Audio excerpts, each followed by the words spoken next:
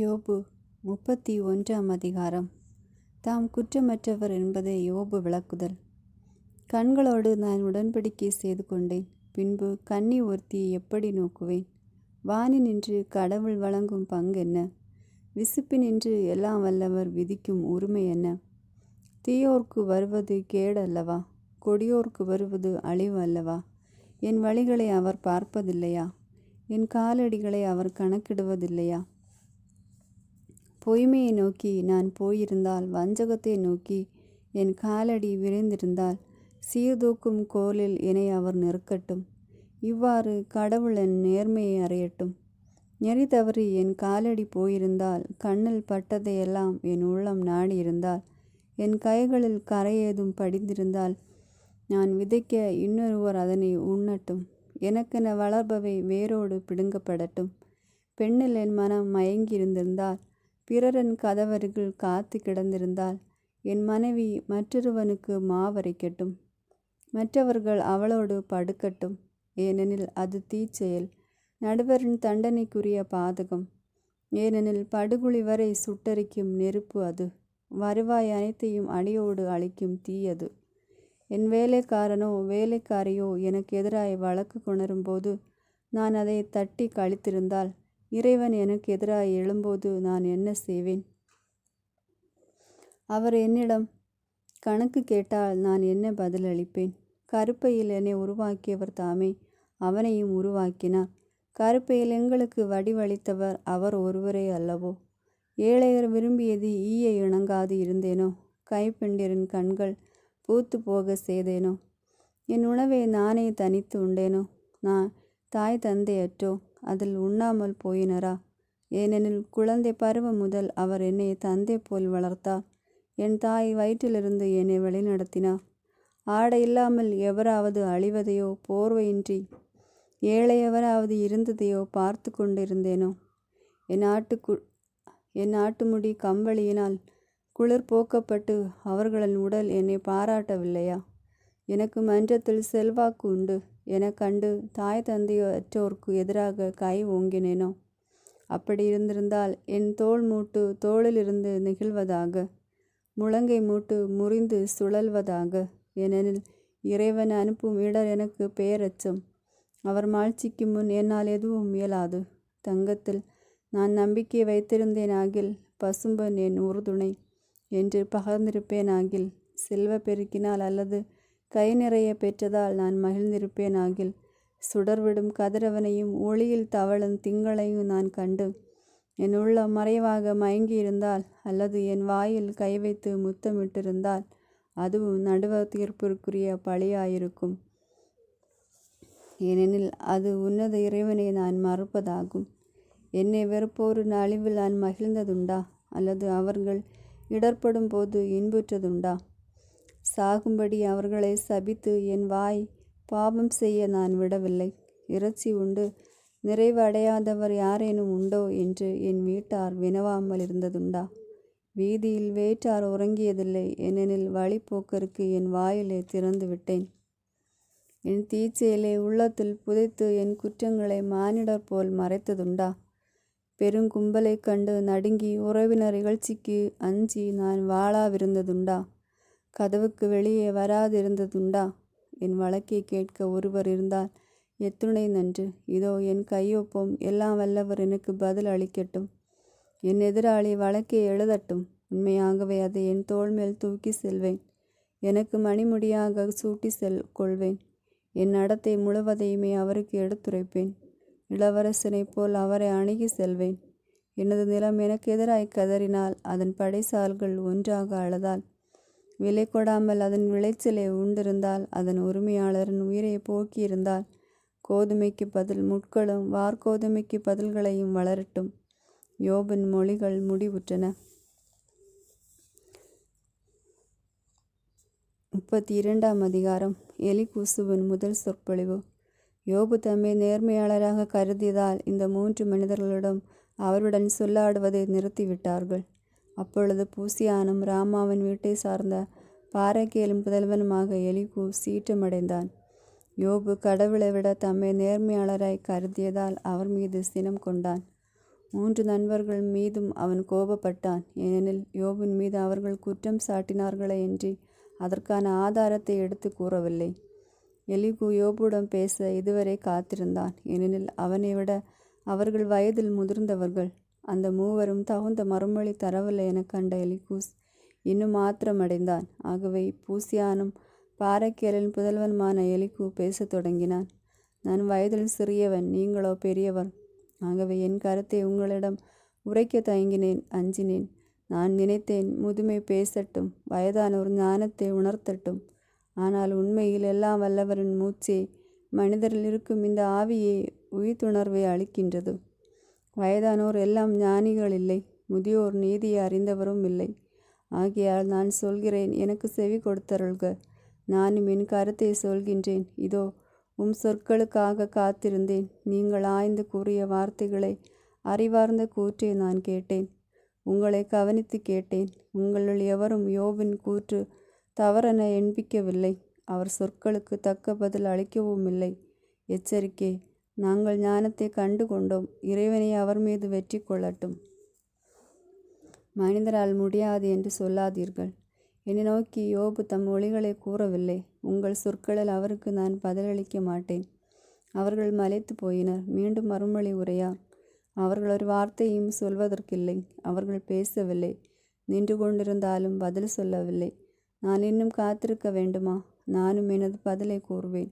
நானும் எனது கருத்தை நவிழ்வேன். ஏனெனில் சொல்ல வேண்டியவை என்னிடம் நிறைய உள்ளன. என் உள்ளத்தின் ஆவி என்னை உந்துகிறது. இதோ என் நெஞ்சம் அடைப்பட்ட திராட்சை ரசம் போல் உள்ளது. வெடிக்கும் புதுரச துருத்தி போல் உள்ளது. நான் பேசுவேன், என் நெஞ்சை ஆற்றிக்கொள்வேன். வாய் திறந்து நான் பதில் அளிக்க வேண்டும். நான் யாரிடமும் விடுதலை சார்பாக இருக்க மாட்டேன். நான் யாரையும் பொய்யாக புகழ மாட்டேன். ஏனெனில் பசப்பி புகழ எனக்கு தெரியாது. இல்லையில் படைத்தவரை விரைவில் என்னை அழித்திடுவார். 33ஆம் அதிகாரம். யோபின் மட்டுமீறிய நம்பிக்கை. ஆனால் இப்பொழுது யோபை எனக்கு செவி கொடு. என் எல்லா வார்த்தைகளையும் கேளு. இதோ நான் வாய் திறந்து விட்டேன். என் ஆவினால் பேசுகிறேன். என் உள்ளத்தின் நேர்மை என் சொற்கள் விளம்பும். அறிந்ததை உண்மையாய் இயம்பும் என உதடுகள். இறைவனின் ஆவி என்னை படைத்தது. எல்லாம் வல்லவரின் மூச்சு என்னை வாழ்விக்கின்றது. உம்மால் முடிந்தால் எனக்கு பதில் சொல்லும். என்னோடு வழக்காட எழுந்து நில்லும். இதோ இறைவன் முன்னிலையில் நானும் நீவீரும் ஒன்றே. உம்மைப்போல் நானும் களிமண்ணிலிருந்து செய்யப்பட்டவனே. இதோ நீர் எனக்கு அஞ்சி நடுங்க வேண்டியதில்லை. நான் வலுவாக உம்மை தாக்க மாட்டேன். உண்மையாகவே என் காதுகளில் விழ நீர் கூறினீர். நானும் அம்மொழிகளின் ஒலியை கேட்டேன். குற்றமில்லாத தூயவன் நான், மாசற்ற வெண்மனத்தான் யான். இதோ அவர் என்னில் குற்றம் காண பார்க்கின்றார். அவர் என்னை எதிரியாக எண்ணுகின்றார். மரத்துளையில் என் கால்களை மாட்டுகின்றார். என் காலடிகளை எல்லாம் கவனிக்கின்றான். இதோ இது சரியென்று பதில் உமக்கு கூறுகிறேன். கடவுள் மனிதரை விட பெரியவர். என் சொல் எதற்கும் அவர் பதில் கூறவில்லை என ஏன் அவரோடு வழக்காடுகின்றேன்? ஏனெனில் இறைவன் முதலில் ஒரு வகையில் இயம்புகின்றார், இரண்டாவது வேறு வகையில் விளம்புகின்றார். அதை யாரும் உணர்வதில்லை. கனவில் இரவன் காட்சியில் ஆழ்த்துயில் மனிதரை ஆட்கொள்கையில், படுக்கையில் அவர்கள் அயர்ந்து உறங்குகையில் அவர் மனிதரின் காதை திறக்கின்றார். எச்சரிக்கை மூலம் அச்சுறுத்துகின்றார். இவ்வாறு மாந்தரிடமிருந்து தீவினையை நீக்குகின்றார். மனிதரிடமிருந்து ஆணவத்தை அகற்றுகின்றார். அவர்களின் ஆன்மாவை குழியிலிருந்தும் உயிரை வாளின் அழிவிலிருந்தும் காக்கின்றார். படுக்கையில் படும் வேதனையினாலும் எலும்பில் வரும் தீரா வலியினாலும் அவர்களை கண்டித்து திருத்தப்படுகின்றார்கள். அப்போது அவர்களின் உயிர் உணவையும் அவர்களின் ஆன்மா அறுசுவை உண்டியையும் அருவருக்கும். அவர்களின் சதை கரைந்து மறையும். காணப்பட அவர்களின் எலும்புகள் வெளியே தெரியும். அவர்களின் ஆன்மா குழியினையும் அவர்களின் உயிர் அளிப்போரையும் அணுகும். மனிதர் சார்பாக இருந்து அவர்களுக்கு நேர்மையானதை கற்பிக்கும். 1000 வானதூதர் அவர்களின் மீது இறங்கி குழியில் விழாமல் இவர்களை காப்பாற்றும். ஏனெனில் இவர்களுக்கான மீட்டு தொகை என்னிடம் உள்ளது. இவர்களின் மேனி இளந்தினதைப் போல் ஆகட்டும். இவர்கள் இளமையின் நாட்களுக்கு திரும்பட்டும் என்று கடவுளிடம் மன்றாடினால் அவர் அவர்களை ஏற்றுக்கொள்வார். அவர் தம் முகத்தை மகிழ்ச்சியோடு அவர்கள் காண செய்வார். அவர்களுக்கு தம் மீட்பை மீண்டும் அளிப்பார். அவர்கள் மனிதர் முன் இவ்வாறு அறிக்கையிடுவர்: நாங்கள் பாவம் செய்தோம், நேரியதை கோணலாக்கினோம். இருப்பினும் அதற்கேற்ப நாங்கள் தண்டிக்கப்படவில்லை. எங்கள் ஆன்மாவை குழியில் விழாது அவர் காத்தார். எங்கள் உயிர் ஒளியை காணும். இதோ இறைவன் இவற்றையெல்லாம் மனிதருக்கு மீண்டும் மீண்டும் செய்கிறார். இவ்வாறு குழியிலிருந்து அவர்களின் ஆன்மாவை காப்பாற்றுகின்றார். வாழ்வோரின் ஒளியை அவர்கள் காண செய்கின்றார். யோபே, கவனியும், எனக்கு செவி கொடும். பேசாதிரும், நான் பேசுவேன். சொல்வதற்கிருந்தால் எனக்கு பதில் சொல்லும். பேசுக. உம்மை நேர்மை உள்ளவர் என காட்டவே நான் விளைகின்றேன். இல்லையெனில் நீர் எனக்கு செவி சாயும். பேசாதிரும், நான் உமக்கு ஞானத்தை கற்பிப்பேன். 34ஆம் அதிகாரம். எலிகூசுவின் 2ஆம் சொற்பொழிவு. எலிகூஸ் தொடர்ந்து கூறினான், ஞானிகளை என் சொற்களை கேளுங்கள், அறிஞர்களை எனக்கு செவி கொடுங்கள். நாக்கு உணவை சுவைத்து அறிவது போல காது சொற்களை பகுத்துணர்கின்றது. நேர்மை எதுவோ அதை நமக்கு நாமே தேர்ந்து கொள்வோம். நல்லது எதுவோ அதை நமக்குள்ளேயே முடிவு செய்வோம். ஆனால் யோபு சொல்லியுள்ளார், நான் நேர்மையானவன். ஆனால் இறைவன் என் உரிமையை பறித்து கொண்டான். நான் நேர்மையாக இருந்தும் என்னை பொய்யாக்கினார். நான் குற்றமில்லாதிருந்தும் என் புண் ஆறாதாயிற்று. யோபை போன்றிருக்கும் மனிதர் யார்? நீர் குடிப்பது போல அவர் இறைவனை இகழ்கின்றார். தீங்கு செய்வோரோடு தோழமை கொள்கின்றார். கொடியவருடன் கூடி பழகுகின்றார். ஏனெனில் அவர் சொல்லியுள்ளார், கடவுளுக்கு இனியவராய் நடப்பதனால் எந்த மனிதருக்கும் எப்பயனும் இல்லை. ஆகையால் அறிந்துணரும் உள்ளமுடையவர்களை செவி கொடுங்கள். தீங்கிழைப்பது இறைவனுக்கும் தவறு செய்வது எல்லாம் வல்லவருக்கும் தொலைவாயிருப்பதாக. ஏனெனில் ஒருவரின் செயலுக்கேற்ப அவர் கைமாறு செய்கின்றார். அவரது நடத்திக்கேற்ப நிகழ செய்கின்றார். உண்மையாகவே கொடுமை இறைவன் செய்ய மாட்டார். நீதியெல்லாம் வல்லவர் புரட்ட மாட்டார். பூவுலகை அவர் பொறுப்பில் விட்டவர் யார்? உலக அனைத்தையும் அவரிடம் ஒப்படைத்தவர் யார்? அவர் தம் ஆவியை தம்மிடமே எடுத்துக்கொள்வதாக இருந்தால், தம் உயிர் மூச்சையை மீண்டும் பெற்றுக்கொள்வதாயிருந்தால், ஊனுடம்பு எல்லாம் ஒருங்கே ஒளியும். மனிதர் மீண்டும் மண்ணுக்கு திரும்புவர். உமக்கு அறிவிருந்தால் இதை கேளும், என் சொற்களின் ஒலிக்கு செவிகொடும். உண்மையில் நீதியை வெறுப்பவரால் ஆட்சி செய்ய இயலுமா? வாய்மையும் வல்லமையும் உடையவரை நீர் பழிப்பீரோ? அவர் வேந்தனை நோக்கி வீணன் என்றும் கோமகனை பார்த்து கொடியோன் என்றும் கூறுவார். அவர் ஆளுநனை ஒரு தலை சார்பாய் நடத்த மாட்டார். ஏழைகளை விட செல்வரை உயர்வாய் கருதவும் மாட்டார். ஏனெனில் அவர்கள் அனைவரும் அவர் கைவேலைப்பாடுகள் அல்லவா? நொடி பொழுதில் அவர்கள் மடிவர். நள்ளிரவில் நடுக்கமுற்று அழிவர். ஆற்றல் மிக்காரும் மனித உதவி நின்று அகற்றப்படுவர். ஏனெனில் அவரின் விழிகள் மனிதரின் வழிகள் மேல் உள்ளன. அவர்களின் அடிச்சுவடுகளை அவர் காண்கின்றார். கொடுமை புரிவோர் தங்களை ஒழித்து கொள்ள இருளும் இல்லை, இறப்பு நிழலும் இல்லை. இறைவன் முன் சென்று கணக்கு கொடுக்க எவருக்கும் அவர் நேரம் குறிக்கவில்லை. வலியோரை நொறுக்குவதற்கு அவர் ஆய்ந்தறிவு செய்ய தேவையில்லை. அன்னாரிடத்தில் பிறரை அமர்த்துவார். அவர்களின் செயலை அவர் அறிவார். ஆதலால் இரவில் அவர்களை வீழ்த்துவார். அவர்கள் நொறுக்கப்படுவர். அவர்கள் கொடும் செயலுக்காக அவர் மக்கள் கண்முன் அவர்களை வீழ்த்துவார். ஏனெனில் அவரை பின்பற்றாமல் அவர்கள் விலகினர். அவர் தம் நெறி அனைத்தையும் அவர்கள் பொருட்படுத்தவில்லை. ஏழையின் குரல் அவருக்கு எட்ட செய்தனர். அவரும் ஒடுக்கப்பட்டவர் குரலை கேட்டார். அவர் பேசாதிருந்தால் யார் அவரை குறை கூற முடியும்? அவர் தம் முகத்தை மறைத்து கொண்டால் யார்தான் அவரை காண முடியும்? நாட்டையும் தனி மனிதரையும் அவரை கண்காணிக்கின்றார். எனவே இறை பற்றில்லாதவரோ மக்களை கொடுமைப்படுத்துபவரோ ஆளக்கூடாது. எவராவது இறைவனிடம் இவ்வாறு கேட்பதுண்டா? நான் தண்டனை பெற்றுக்கொண்டேன், இனி நான் தவறு செய்ய மாட்டேன். தெரியாமல் செய்ததை எனக்கு தெளிவாக்கும். தீங்கு செய்யாதிருந்தாலும் இனி அதை நான் செய்யேன். நீரும் தவற்றை உணர மறுக்கும்போது கடவுளும் கருத்துக்கேற்ப கைமாறு வழங்க வேண்டுமா? நீர்தான் இதை தீர்மானிக்க வேண்டும், நான் அல்ல. ஆகையால் உமக்கு தெரிந்ததை கூறும். புரிந்து கொள்ளும் திறனுடையவரும் எனக்கு செவி சார்ப்பவர்களில் ஞானம் உள்ளவரும் இவ்வாறு சொல்வர். யோபு புரியாமல் பேசுகின்றார். அவர் சொற்களும் பொருளற்றவை.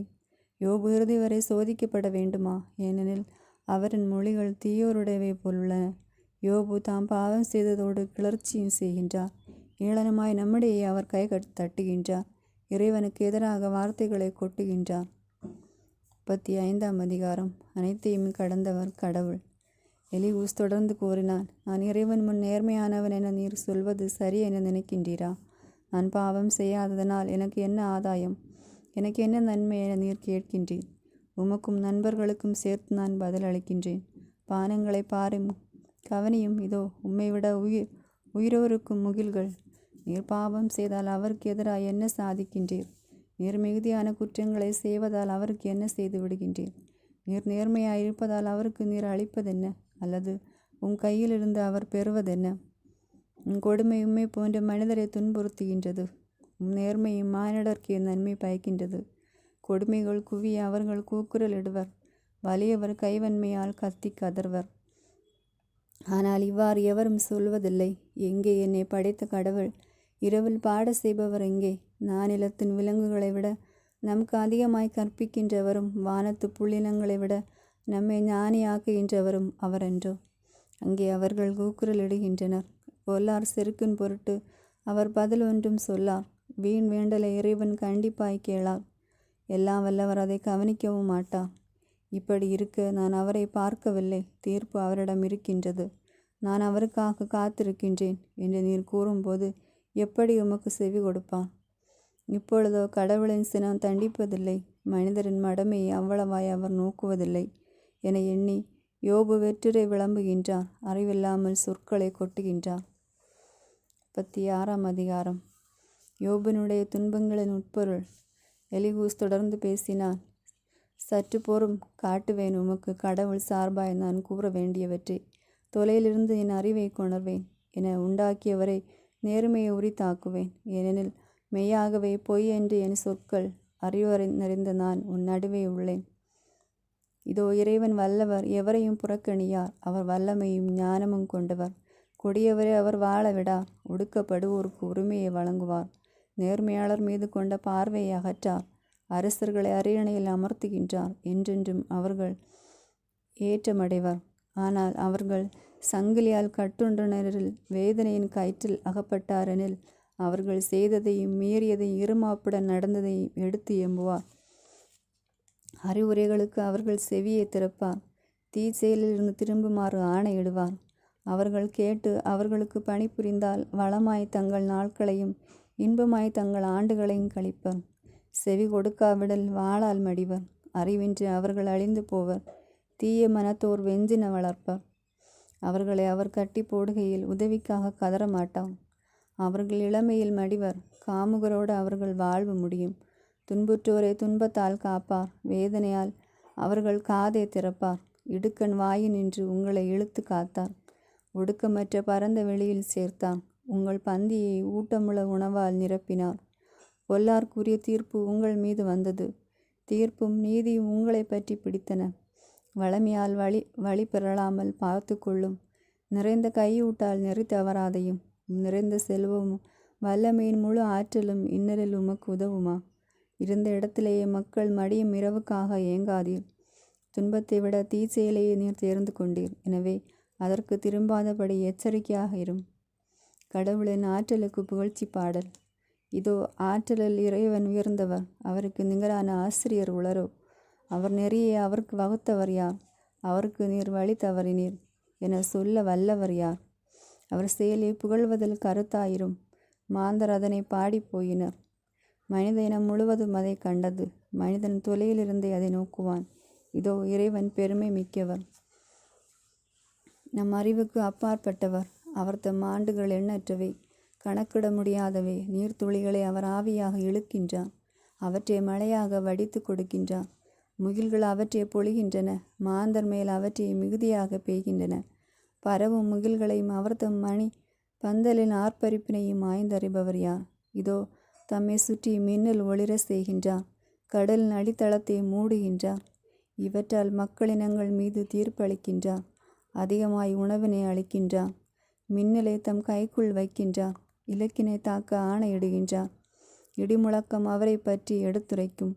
புயல் காற்று அவர் சீற்றத்தை புகழும். 37ஆம் அதிகாரம். இதை கண்டு நடுங்குகிறது என் இதயம். தன்னிடம் பெயர்ந்து அது துடிக்கின்றது. அவரின் குரலின் இடி ஓசையும் அவர் வாயினின்று வரும் முழக்கத்தையும் கவனமுடன் கேளுங்கள். விசும்பின் கீழ் மின்னலை மிளற செய்கின்றார். மண்ணகத்தின் எல்லை வரை செல்ல வைக்கின்றார். அதனை அடுத்து அதிர அவர் குரல். பேரொலில் அவர் முழங்கிடுவாரே. மின்னலை நிறுத்தார். அவர் தம் குரல் ஒலி கையிலே. கடவுள் வியத்தகு முறையில் தம் குரலால் முழங்குகின்றார். தம் அறிவுக்கு எட்டாத பெரியவனவற்றை செய்கின்றார். ஏனெனில் உறைபனியே மண்மிசை விழு என்பார், மாரியையும் பெருமழையும் உரத்த பெய்க என்பார். எல்லா மனிதரும் அவரை கைத்திறனை அறிய எல்லா மாந்தரன் கையையும் கட்டி போடுவார். பின்னர் விலங்கு தன் பொந்தினுள் நுழையும், தம் குகைக்குள் அது தங்கும். அவர் தம் கிடங்கிலிருந்து சுழற்காற்றும் வாடை காற்றிலிருந்து குளிரும் கிளம்பும். கடவுளின் மூச்சால் பனிக்கட்டி உறையும், பரந்த நீர்நிலை உறைந்து போகும். அவர் முகிலில் நீர்த்துளிகளை திணிப்பார், கொண்டல் அவர் ஒளியை தெறிக்கும்.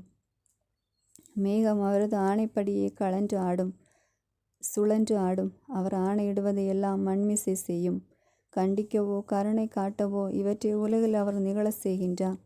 யோபை செவிகொடும், இறைவனின் வியத்தகு செயல்களை நின்று நிதானித்து கவனியும். கடவுள் எவ்வாறு அவற்றை ஒழுங்குபடுத்துகின்றார் என்றோ, அவர் தம் முகில்கள் எப்படி மின்னலை தெறிக்கின்றன என்றோ அறிவீரா? முகில்கள் எவ்வாறு மிதக்கின்றன என உமக்கு தெரியுமா? அவை நிறை அறிவுள்ளவரின் வியத்தகு செயல்கள் அல்லவா? தென்திசை காற்றினால் நிலம் இறுக்கப்படுகையில் உம்முடையின் வெப்பத்தால் நீவிர் புழுங்குகின்றீர். வளர்ப்பட கண்ணாடியை ஒத்த திண்ணியை விசும்பை அவரோடு உம்மால் விரிக்க கூடுமோ? நாம் அவருக்கு என்ன சொல்லக்கூடும் என்று கற்பியும். இருளின் முகத்தை வகை தெரியாது உழல்கிறோம். நான் பேசுவேன் என்று அவர் அவரிடம் சொல்வார். அவ்வாறு பேசி எவர் அழிய ஆசிப்பார்? காற்று வீசி கார்முகிலை கலைத்த பின் வானில் கதிரவன் ஒளிரும்போது மனிதர் அதனை பார்க்க ஒண்ணாதே. பொன்னொளி வடதிசையிலிருந்து வரும், அதற்குரிய மாட்சி கடவுளிடம் விளங்கும். எல்லாம் வல்லவரை நாம் கண்டுபிடிக்க முடியாது. ஆற்றலிலும் நீதியிலும் உயர்ந்தவர் அவரே, நிறைவான நீதியை மீறுபவர் அல்ல. ஆதலால் மாந்தர் அவருக்கு அஞ்சுவார். எல்லாம் தெரியும் என்போரை அவர் திரும்பியும் பாரார். 38ஆம் அதிகாரம். ஆண்டவரின் முதல் சொற்பொழிவு. ஆண்டவர் சூறாவளியின் என்று யோபுக்கு அருளிய பதில். அறிவற்ற சொற்களால் என் அறிவுரை இரட்டடிப்பு செய்யும் இவன் யார்? வீரனைப் போல் இடையினை இறுக்கி கட்டு, வினவுவேன் உன்னிடம் விடை எனக் கழிப்பாய். மண்ணகத்திற்கு நான் கால்கோள் இடும்போது நீ எங்கு இருந்தாய்? உமக்கு அறிவிருக்குமானால் அறிவிப்பாயா? அதற்கு அளவு குறித்தவர் யார்? உனக்கு தான் தெரியுமே. அதன் மேல் நூல் பிடித்து அளந்தவர் யார்? எதன் மேல் அதன் தூண்கள் ஊன்றப்பட்டன? அல்லது யார் அதன் மூளைக்கல்லை நாட்டியவர்? அப்போது வைகரை விண்மீன்கள் ஒன்றிணைந்து பாடின. கடவுளின் புதல்வர் களிப்பால் ஆர்ப்பரித்தனர். கருப்பையன் என்று கடல் உடைப்பெடுத்து ஓடிய பொழுது அதனை கதவிட்டு அடைத்தவர் யார்? மேகத்தை அதற்கு மேலே ஆடையாக்கி காரிருளை பொது துணியாக்கி எல்லைகளை தான் அதற்கு குறித்து கதவையும் தாழ்பாளையும் பொருத்தி, இதுவரை வருவாய், இதற்கு மேல் அல்ல, உன் இருமாப்பின் அலைகள் இங்கே நிற்க என்று நான் ஏம்பிய போது எங்கிருந்தாய் நீ? உன் வாழ்நாளில் காலை பொழுதுக்கும் கட்டளையிட்டதுண்டா? வைகரையை தன்னிடம் அறிய வைத்ததுண்டா? இவ்வாறு அது வையக விளிம்பை தொட்டு எழுத்து பொல்லாதவரை அதனுள்ளிருந்து உதறி தள்ளுமே. முத்திரையால் களிமண் உருப்பெறுவது போல் மண்ணகம் வண்ணம் ஏற்றிய ஆடை ஆயிற்று. அப்போது கொடியவரிடமிருந்து ஒளி பறிக்கப்படும், அடிக்க ஓங்கிய கை முறிக்கப்படும். கடலின் ஊன்று வரை நீ போனதுண்டா? ஆழியின் அடியில் நீ உலவினதுண்டோ? சாவின் வாயில்கள் உனக்கு காட்டப்பட்டனவோ? இருள் உலகின் கதவுகளை கண்டதுண்டோ நீ? அவனின் பரப்பை நீ அறிந்ததுண்டா? அறிவிப்பாய், அதில் உள்ள அனைத்தையும் அறிந்திருந்தார். ஒளி உறைவிடத்திற்கு வழி எதுவோ, இருள் இருக்கும் இருப்பிடம் எங்கேயோ, அதன் எல்லைக்கு அதனை அழைத்து போவாயோ? அதன் உறைவிடத்திற்கு நேர்வழி அறிவாயோ? ஆம், அறிவாய் என்றோ? நீ பிறந்தவன் என்றோ? ஆமாம், ஆண்டுகளும் உனக்கு அதிகம் என்றோ? உறைபனி கிழங்கனில் புகுந்ததுண்டோ? இடுக்கண் வேலைக்கு எனவும் கடும்போ சண்டை நாளுக்கு எனவும் அவற்றை நான் சேர்த்து வைத்தேன். ஒளி தோன்றும் இடத்திற்கு பாதை எது? கீழே காற்று அவனி மேல் வீசுவது எப்படி? வெள்ளத்திற்கு கால்வாய் வெட்டியவர் யார்? இடி மின்னலுக்கு வழிவகுத்தவர் யார்?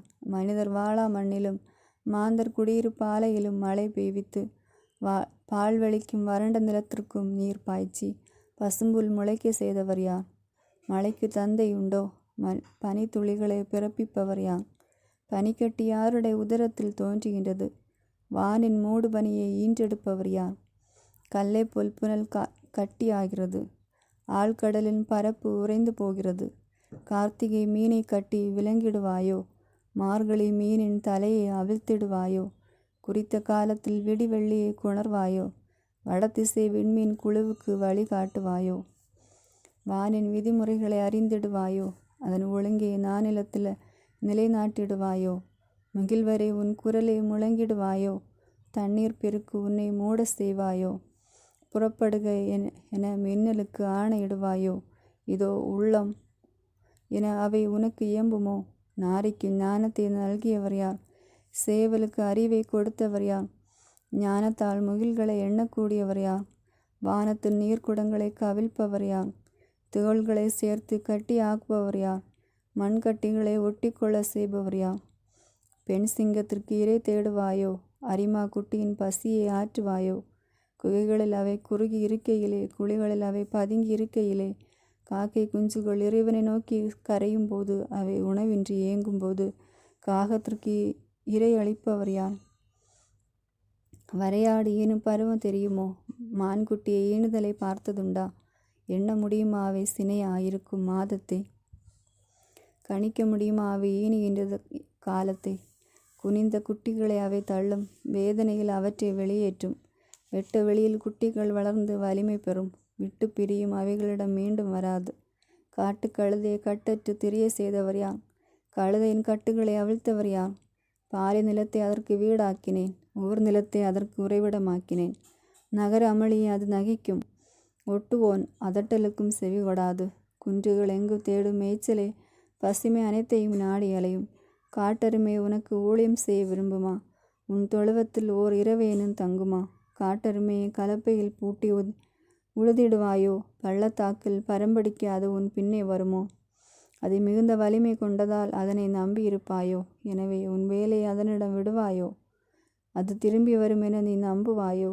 உன் களத்திலிருந்து தானியத்தை கொணருமோ? தீக்கோழி சிறகடித்து நகைத்திடும், ஆனால் அதன் இறக்கையிலும் சிறகுகளில் இரக்கம் உண்டோ? ஏனெனில் மண்மேலே அது தன் முட்டையை இடும், புழுதி மேல் பொறிக்க விட்டுவிடும். காலடிப்பட்டு அவை நொறுங்குமன்றோ? காட்டு விலங்கு அவைகளை மிதிக்குமன்றோ? அது நினைக்கவில்லை. தன்னுடைய அல்லாதன போன்று தன் குஞ்சுகளை கொடுமையாய் நடத்தும். தன் வேதனை வீணாயிற்று என்று கூட பதற்றாமல் போம். கடவுள் அதை மதிமறக்க செய்தார், அறிவினில் பங்கு அளித்தார் இல்லை. விரித்து சிறகடித்து எழும்போது பரியோடு அதன் வீரனையும் பரிகசிக்குமே. குதிரைக்கு வலிமை கொடுத்தது நீயோ? அதன் கழுத்தை பிடரியால் உடுத்தியது நீயோ? அதனை தத்து கிளி போல் தாவ செய்வது நீயோ? அதன் செருக்கு மிகுதிகளை நடுங்க வைத்திடுமே. அது மண்ணையும் பறிக்கும், தன் வலிமையில் மகளும் போர்க்களத்தை சந்திக்க புறப்பட்டு செல்லும். அது அச்சத்தை எழி நகையாடும், அசையாது வாழ்முனை கண்டு பின்வாங்காது. அதன் மேல் அம்பார தூணி கலகலக்கும், ஈட்டியும் வேலும் பளபளக்கும். அது துள்ளும், பொங்கி எழும், மண்ணை விழுங்கும். ஊதுகொம்பு ஓசையில் ஓய்ந்து நிற்காது. எக்காலம் முழங்கும் போதெல்லாம் ஐ என்று என்னும் தளபதிகளின் இடிமுழக்கத்தையும் இரைச்சலையும் அப்பால் பேரினையும் இப்பாலை மோப்பம் பிடிக்கும். உன் அறிவிலான வல்லூறு பாய்ந்து இறங்குகின்றது, தெற்கு நோக்கி இறக்கையை விரிக்கின்றது. உமது கட்டளையாளா கழுகு பறந்து ஏறுகின்றது, உயர்ந்த இடத்தில் தன் உறைவிடத்தை கட்டுகின்றது. பாறை உச்சியில் கூடு கட்டி தங்குகின்றது, செங்குத்து பாறையை அரணாக கொண்டுள்ளது. அங்கிருந்தே அது கூர்ந்து இரையை பார்க்கும், தொலையிலிருந்தே அதன் கண்கள் அதை காணும். குருதியை உறிஞ்சும் அதன் குஞ்சுகள், எங்கே பிணமுண்டோ அங்கே அது இருக்கும். பின்பு யோபை பார்த்து ஆண்டவர் கூறினார், குற்றம் காண்பவன் எல்லாம் வல்லவரோடு வழக்காடுவானா? கடவுளோடு வாதாடுபவன் விடை அளிக்கட்டும். யோபு ஆண்டவருக்கு கூறிய மறுமொழி இதோ, எளியோன் யான் இயம்புவதற்கு உண்டோ? என் வாய்க்காலை பொத்திக் கொள்வேன். ஒருமுறை பேசினேன், மறுமொழி உரையேன், மீண்டும் பேசினேன், இனி பேசவே மாட்டேன். கடவுளின் இரண்டாம் சொற்பொழிவு. ஆண்டவர் சூறாவளியினின்று யோபுக்கு அருளிய பதில். வீரனைப் போல் இடை இறுக்கி கட்டுக்கொள், வினவுவேன் உன்னிடம், விடை எனக்கு அளிப்பாய். என் தீர்ப்பிலே நீ குற்றம் காண்பாயா? உன்னை சரியென காட்ட என் மீது குற்றம் சாட்டுவாயா? இறைவனுக்கு உள்ளது போல் உனக்கு கை உண்டோ? அவர் போன்று இடிக்குரலில் முழங்குவாயோ? சிறப்பினால் உன்னை அணி செய்து கொள், மேன்மையும் மாண்பினையும் உடுத்திக்கொள். கொட்டு உன் கோப பெருக்கே, செருக்குற்ற ஒவ்வொருவரையும் நோக்கிடு, தாழ்த்திடு. செருக்குற்ற எல்லோரையும் நோக்கிடு, வீழ்த்திடு. தீயோரை அவர்களிடத்திலே மிதித்திடு. புழுதியில் அவர்களை ஒன்றாய் புதைத்திடு, காரிருளில் அவர் முகங்களை மூடிடு. அப்பொழுது உனது வழக்கை உன்னை காக்கும் என்று நானே ஒத்துக்கொள்வேன். பெகிமோத்து, இதோ பார், உன்னை படைத்தது போல் நான் உண்டாக்கிய பெகிபோத்துகளைப் போல் புல்லை தின்கின்றது. இதோ கான், அதன் ஆற்றல் அதன் இடுப்பில், அதன் வலிமை வயிற்றை தசை நாரில். அது தன் வாலை கேதுரு மரம் போல் விரைக்கும், அதன் தொடை நரம்புகள் கயிறு போல் இறுகியிருக்கும், அதன் எலும்புகள் வெண்கல குழாய்கள், அதன் உறுப்புகள் உருக்கு கம்பிகள். இறைவனின் படைப்புகள் தலையாதது அதுவே, படைத்தவரை அதை பட்டயத்துடன் நெருக்க முடியும். மலைகள் அதற்கு புற்பூண்டுகளை விளைவிக்கின்றன, விலங்குகளெல்லாம் விளையாடுவதும் அங்கேதான். அது நிழற் செடிக்கு அடியிலும் நாணல் மறைவிலும் உலை சேற்றிலும் படுத்து கிடக்கும். அச்செடி தன் நிழலால் அதை மறைக்கும், ஓடையின் அலறி அதை சூழ்ந்து நிற்கும். அது புரண்டோடினும் அது மிரண்டோடாதது, அதன் முகத்தை யோர்தான் மோதினும் அசைவுறாது. அதன் கண்காணா அதனை காட்ட முடியுமோ? கொக்கியால் அதன் மூக்கை துளைக்க முடியுமோ? 31ஆம் அதிகாரம். லிவியத்தான். தூண்டிலால் லிவியத்தானை தூக்கிடுவாயோ? கயிற்றினால் அதன் நாக்கினை கட்டிடுவாயோ? அதன் மூக்கிற்கு கயிறு இட உன்னால் முடியுமோ? அதன் தாடையில் கொக்கியினால் குத்த முடியுமோ? வேண்டுகோள் பல அது உன்னிடம் விடுக்குமோ? கனிவாக உன்னிடம் கெஞ்சுமோ? என்றும் உனக்கு ஏவல் புரிய உன்னுடன் அது உடன்படிக்கை செய்யுமோ? பறவை போல் துள்ளி அதனுடன் ஆடுவாயா? மகளிருக்கென அதனை கட்டி வைப்பாயா? மீனவர் குழுவினர் அதன் மேல் பேரம் பேசுவார்களோ? அவர்கள் வணிகரிடையே அதை கூறு போடுவார்களோ? கூரிய முட்களால் அதன் தோலையும் மீனறி வேல்களால் அதன் தலையையும் குத்தி நிரப்புவாயோ? உன் கையை அதன் மேல் வைத்துப்பார், எழும் போராட்டத்தை மறக்க மாட்டாய். மீண்டும் அதை செய்ய மாட்டோம். இதோ தொடுவோர் நம்பிக்கை தொலைந்து போம், அதனை கண்டாலே ஒருவர் கதி கலங்குவார். அதை எழுப்பும் வீரரும் எவருக்கும் இல்லை. பின்பு அதன் முன் நிற்க துணிபவர் யார்? அதனை எதிர்த்து உயிரோடு இருந்தவர் எவராவது உண்டோ? விண்ணகத்தின் கீழ் அப்படிப்பட்டவர் யாரும் இல்லை. அதன் உறுப்புகள், அதன் ஆற்றல், அதன் அமைப்பின் அழகு அனைத்தையும் பற்றி அறிவிக்காது விடேன். அதன் மேல் தோலை உரிப்பவர் யார்? அதன் தாடை இரண்டுக்கும் இடையே நுழைபவர் யார்? அதன் முகத்தில் வாயிலை திறப்பவன் யார்? அதன் பற்களை சூழ்ந்து பேரச்சமே உள்ளது. அதன் முதுகு கேடைய வரிசையாம், நெருங்குமுடி முத்திரையிடப்பட்டதாம், ஒன்றோடு ஒன்று ஒட்டி உள்ளது. காற்றும் அதனிடையே கடந்திடாது, ஒன்றோடு ஒன்றாய் இணைந்துள்ளன, பிரிக்க முடியாதவாறு ஒன்றாய் பிடித்துள்ளன. துலங்கும் மின்னல் அதன் தும்மல், வைகர இமைகள் அதன் கண்கள். அதன் வாயினின்று புறப்படுவது தீப்பிழம்பு, அங்கிருந்து பறப்பது நெருப்பு பொறிகளை. நாணல் நெருப்பு கொதிகலன் என்று வருவது போல் அதன் நாசியினின்று புகை கிளம்பும். அதன் மூச்சு கரிகளை பற்ற வைக்கும், அதன் வாயினின்று தீப்பிழம்பு கிளம்பி வரும். அதன் கழுத்தில் வலிமை வதிக்கின்றது, நடுக்கம் அதன் முன் துள்ளி ஆடுகின்றது.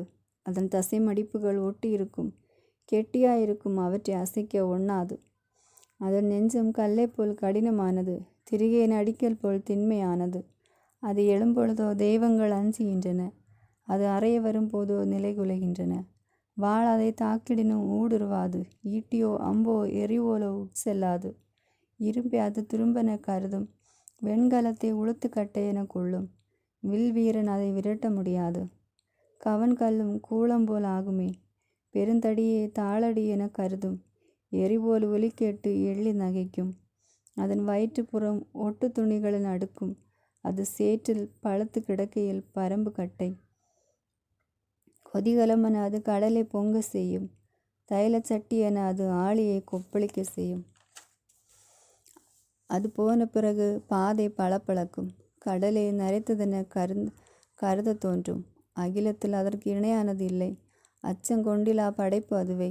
செருக்குற்ற படைப்பு அனைத்தையும் ஏளனமாய் நோக்கும். வீறு கொண்ட விலங்கு கற்க வேந்தனும் அதுவே. 42ஆம் அதிகாரம். யோபின் இறுதி உறுதிமொழி. அப்பொழுது யோபு ஆண்டவருக்கு கூறிய பதில்.